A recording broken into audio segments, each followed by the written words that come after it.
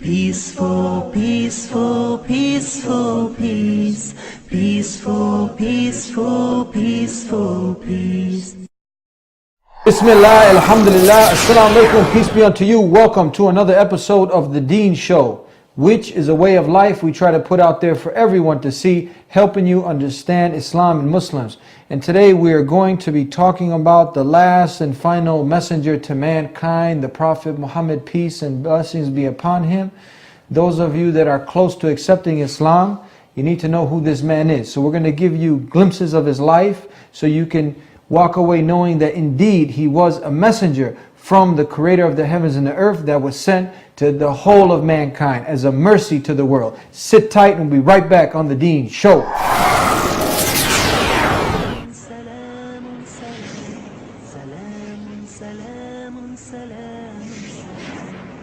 Peaceful, peaceful, peaceful, peace. Peaceful, peaceful, peaceful, peace. Welcome back to The Deen Show. I'm your host Eddie and we're waiting for Sheikh Estes. Are you there? I'm coming. All right, I was worried. I was worried that you got lost. No, I made it. I have to stop off for, coffee is an important part of my life here. I was worried that you're gonna get lost in our big studio here. No. How you like the Deen Show studio? Every time I come, I'm surprised how this place grows, gets bigger, and the view that you guys got. Whew! Well, it's a pleasure always to have you. And you know how we do things here. Yes, sir. It's hard to get people's attention nowadays. So while we got their attention, we want to keep it, and we're going to get straight to the subject. Yes, sir. We want to talk about this man, this mercy to the world, the Prophet Muhammad, peace be upon him. Okay. What can you tell us about him? Well, first of all, the Prophet Muhammad, peace and blessing be upon him, is the last of a messengership, of a line of messengers who start with Adam, Abraham, Moses, David, Suleiman, and Jesus, and we say peace and blessings be upon all of them because, in fact, they are highly respected in Islam.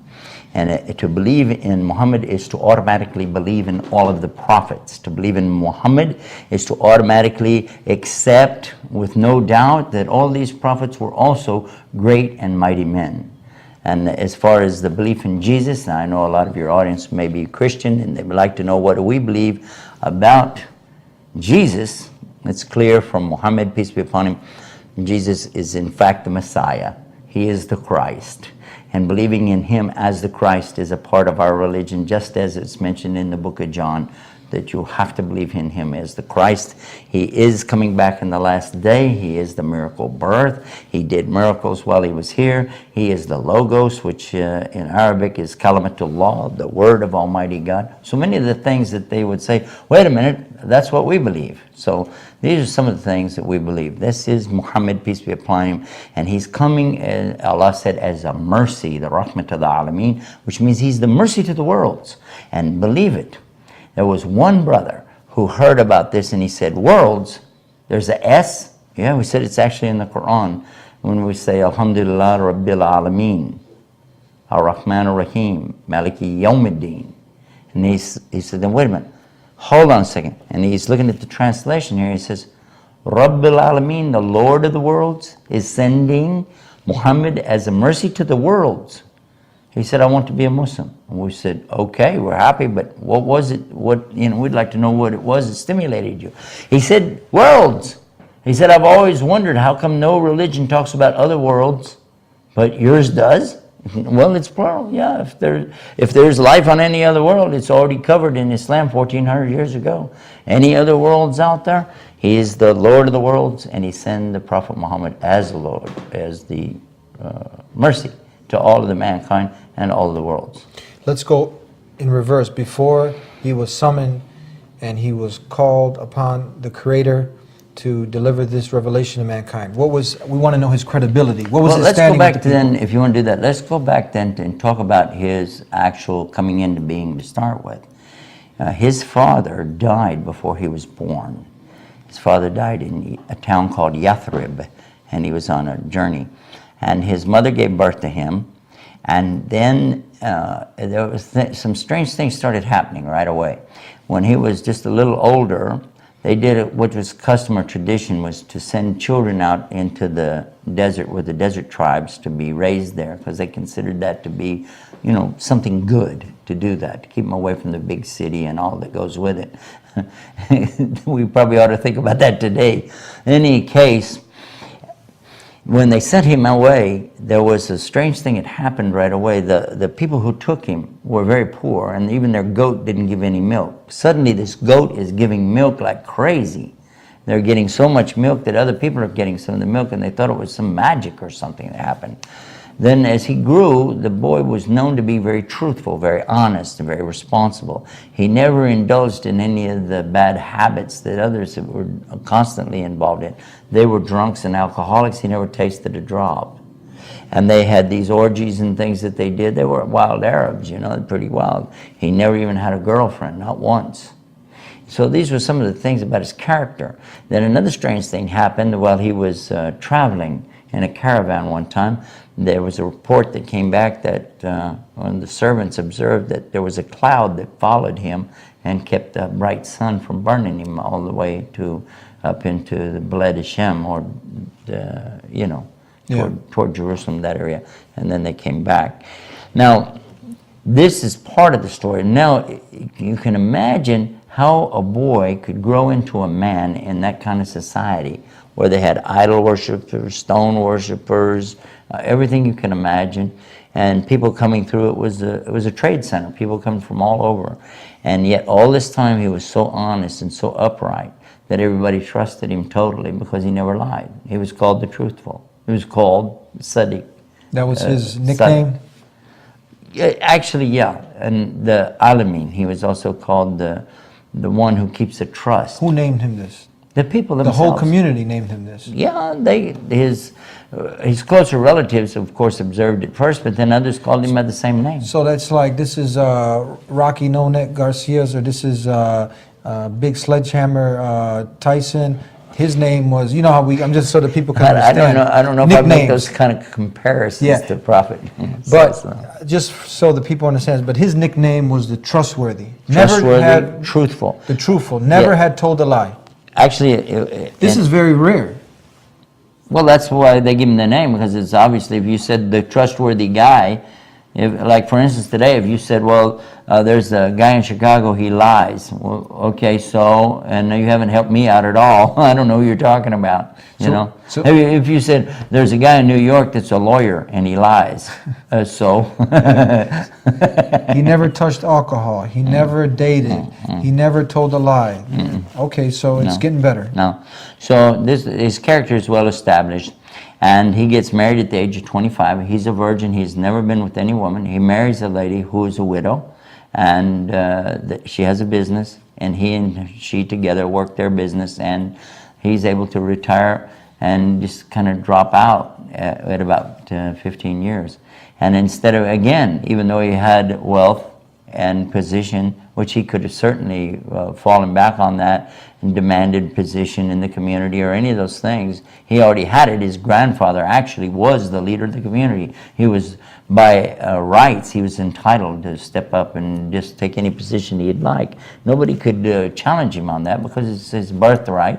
And he was a very good character himself, noble background, and had money, so there would be no reason for him to not take some position or not exert himself over the people. But instead he left. Now imagine this, for long periods of time, similar to John the Baptist going into the desert and just eating locusts or fasting and praying, and that's exactly what he did. He was very much a follower of Jesus in this way. What I mean by that, in succession. And this is strange, you know, how come this man, when he's got so much, why would he go do that? But it was because he didn't like to be around their false worship and the things they did. He liked to worship God on God's terms, just praying to God, asking God, and not coming up with all these crazy ceremonies and things that they did. Well, then one day, he was about 40 years old, and then in one night, there was an angel, Gabriel, if you're familiar with Jibril or Gabriel, comes to him and says to him in the Arabic language, Iqra, recite. We mentioned this in one of our programs about the Quran, Iqra, which means to recite. And Quran means recitation. He said, Iqra bismi rabbika alladhi khalaq, khalaqal insana min alaq.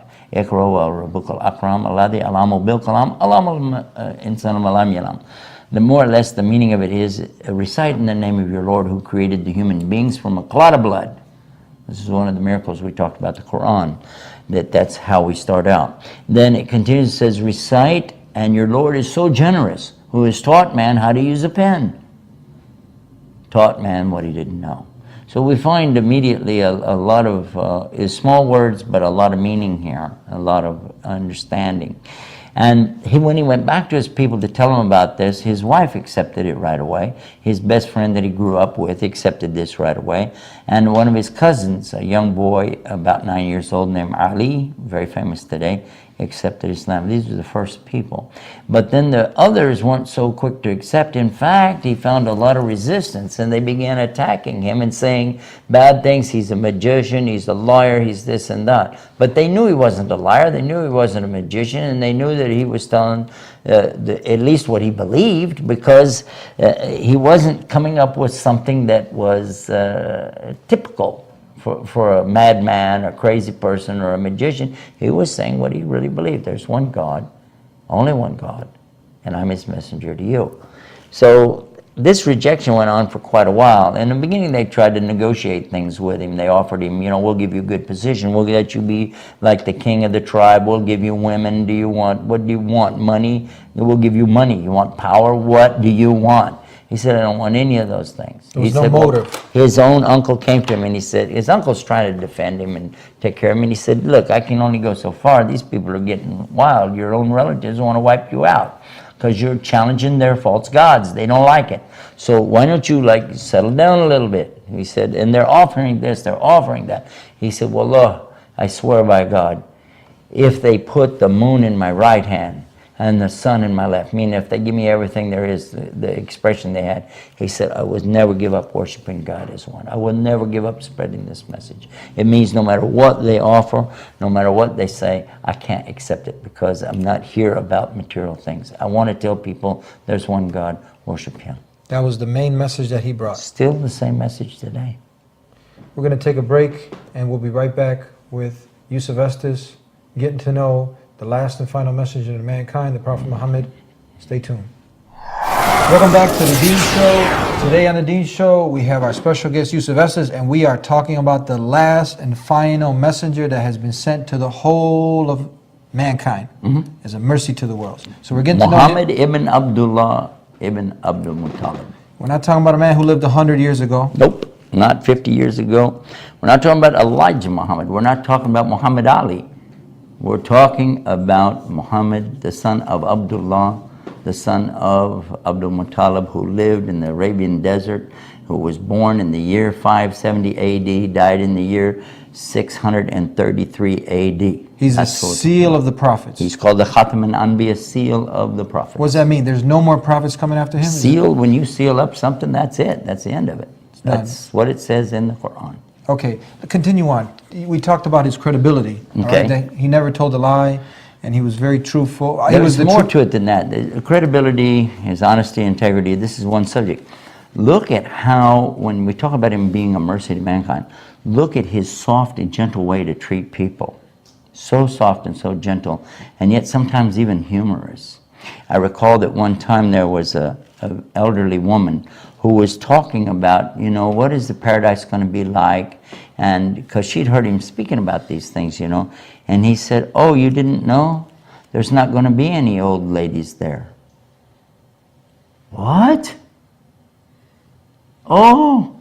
And he went off, and when he came back, he found her crying. He said, what's the matter? She said, you said there weren't going to be any old ladies there. He said, well, that's because you're going to be young and beautiful again. Oh! So even he had humor with the way he explained things to people.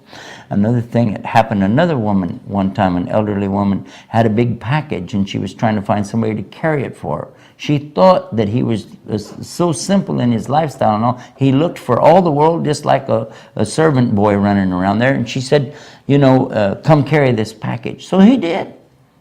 He carried it, just like he was a porter. And he carried it and carried it, went out in the desert, wherever her house was. He carried it out and put it down. She said, I can't pay you. He said, it's okay, I don't need anything. She said, no, but I'm going to give you a good tip.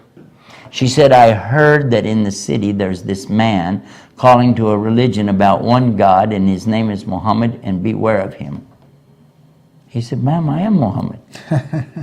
She said, Ashhadu an la ilaha illallah, ashhadu Muhammad Rasulullah. What does that mean? It means I accept that there's only one God and that Muhammad is his messenger. And she entered Islam. Well, as far as I know. That's what it means when you say what that. it means. But because of his character and his action that went with it, that was important, you know. He was soft, he was gentle. At the same time, there were points where he was going to be tough. Even on his own followers, look what he did. One time they were in a hardship. They were being beaten down, they were being abused and insulted and tortured right in front of the holy sanctuary, right in front of the Kaaba, which is there in Mecca. And one of his companions said to him, you know, I wish you would pray and ask Allah, because they know his prayers will be answered. Just ask Allah, give us the victory. Let us at least fight back against these guys. Give us, you know. And he said, look at this. He's telling me to be patient. He's saying, you don't think about this, but the people before you suffered more than you. And here's a condition he's going to describe now to him about the early Christians, what they went through. He said they were tortured in such a way that they would rake their skin off with steel combs. They would take these iron combs and just rake their skin and just kill them with that.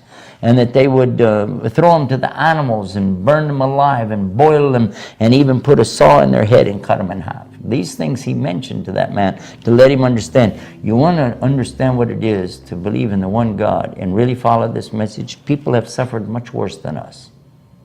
So we have to be patient. And they were patient. They were patient 13 years of the worst kind of abuse, being turned even out in the desert for a long period of time, and they were left to die.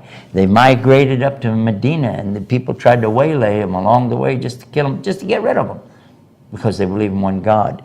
And when they were in Medina, in this condition is where the verses come that tell them now they could go back and fight these guys and even kill them if they're killing you, but you must stop if they stop. That's to clarify the way that people mistranslate or misrepresent what's coming in the Quran. It was definitely that you could be able to fight now, but with these limits. But look at this. The character of Muhammad was so sweet and so gentle that when his wife talks about him, now you imagine that here he is, an important man in these days. Now we're going to be talking later in his life, and he's got so many responsibilities, so many things to do. And then she sees some men out in there throwing spears and in a contest and so on. And she says, I want to watch that. Well, in order for her to watch, because his wife needs to be sheltered from the people, and she has to stand behind him. Well, she likes this idea, so she's standing behind him, looking over his shoulder and watching them in the doorway of their home. And she had him stand there and stand there and stand there and stand there. She said she didn't even want to watch him, or she just wanted to see how long she could keep him standing there. But he didn't mind, and he used to run and play with her. And she said we used to race together, you know, and I used to beat him when I was younger. But when I got older, I got fat, and then he could beat me. These were some of the personal things that we know about him and his character, his kindness, sweetness, gentleness, and yet at the same time firm on this one point. There's really only one God. There's no compromise on that. Can you tell us what could have driven a man to go through all this torture and all this persecution? What was his motive behind this? Well, that's a very good question. It's an intelligent question. The motivation behind people, all people, is always the same thing. There's no difference between you and I and Prophet Muhammad or Jesus or Abraham or even Adam, our father Adam. All of us, peace be upon them, all of us, we have two motivators. And you can check this out with psychiatrists, they'll tell you the same thing. Recruiters in the military, salesmen, will all tell you the same thing. The two motivators for a human being is simple. First is the motivation for what? Protecting yourself from a loss. Nobody wants to lose. The fear of a loss is a motivator. And the hope of a reward or a gain, this is another motivator that all of us have. We want to gain, but at the same time we don't want to lose. This is key, because if I'm thinking that I could lose, I would rather hold on to that than take a chance on a gain. And people do this logical people anyway, in the stock markets, investments and things, that you'll see that same thing worked out in real life. But especially here, when a person has had a chance to actually get close to the paradise, which he did, and have an idea what's in the hellfire, which he did, then after that, nothing in this world is ever going to impress you again. Anybody that's ever had any experience, I've talked to people who had near-death experiences or what they call death experience, and they were brought back, and they talk about this, seeing this light, and they talk about this experience that they've had. They're never the same after that, because you have a motivator there. You understand that there's something happening here. This is real. This is not a joke. And so the motivation is there in front of you all the time. And I want to get the paradise. That's what I want to gain. And I sure as heck don't want to go to the hellfire. So I don't want to lose my chance at paradise, but I sure don't want to wind up in the hellfire. So this is strong motivation. Being close to God, being near Allah in the next life is the primary motivation behind every single Muslim. If anybody wants to know what is it that the Muslims want, what are they looking for, it's not something in this earth. It's something in the next universe, the universe of paradise. That's what we're looking for. What are the benefits now for somebody who is, because we know that to enter into complete submission and surrender to the creator of the heavens and the earth, now you have to follow this last and final messenger. Now if you follow him, what are the benefits in this life and the hereafter? Well, first of all, in this life you're going to have a much easier way to go, because there's some things that the creator, Allah, has revealed in Islam that we wouldn't know otherwise. For instance, how to eat and drink. One of the things very important that we do today is to sit down when we eat and drink. The doctors and scientists and lab specialists are going to tell you that a lot of the everyday problems that people are having in their esophagus, the hiatal hernias that they get and so on, could be avoided if people would simply sit down when they eat or drink. And this is a teaching in Islam. When you eat or drink, sit down. Believe it or not, that was taught to us 1400 years ago by Muhammad, and we see today, look, oh, if we'd have done that, we'd have been way ahead of the game. And another thing, when we talk about cleaning your teeth, he used a toothstick and said, if I could make this an obligation on you, I would do so, but he wouldn't. And still, and what is the benefit here? Because if you're using that toothstick that he used, called miswak, what it does, it cleans the teeth, removes the tartar, the buildup that comes on there, but it doesn't destroy the enamel. And it actually takes care of the gums, keeps down periodontitis, and the tongue itself is protected with this, and a coating inside when you use it, even for your stomach. And all of this from a stick. We know this from that one thing, and so many other things too, even how to go to the bathroom. He taught us how to properly use the toilet and the facilities so that when we come away, we're clean. The hygiene was so important, and if you imagine 1400 years ago, when we talk about hygiene, nobody can match the hygiene of the Muslims. Even our habit of washing that we do, and the ceremonial wash that we do before we pray, has been copied by doctors, and that's what they use when they do surgery. This can be proven by the doctors who formulated this concept 1,000 years ago in Spain, and they happen to be Muslim doctors. Now these are some of the small details. Give us, there are thousands. Would you like major to know that we came up with some? I was going to do a contest a few years ago with the Muslim youth and let them come up with something I called Muhammad A to Z, and who could come up with the best one for A and B and C and go through all the letters. And I was wondering, would we have that many? When it was all over, they had so many, and it went beyond ABCs. It just was so many. We put up a website about it, MuhammadA2Z.com, and then it still got bigger and bigger and bigger, and I couldn't handle it. So I said, okay, A to Z, what his companion said, A to Z, what his character was, A to Z, and so finally we put up a new website, and it's called prophetofislam.com, and all of that stuff is there. Everything is there. Everything we did on that. But you'll never put everything about Muhammad in any one place.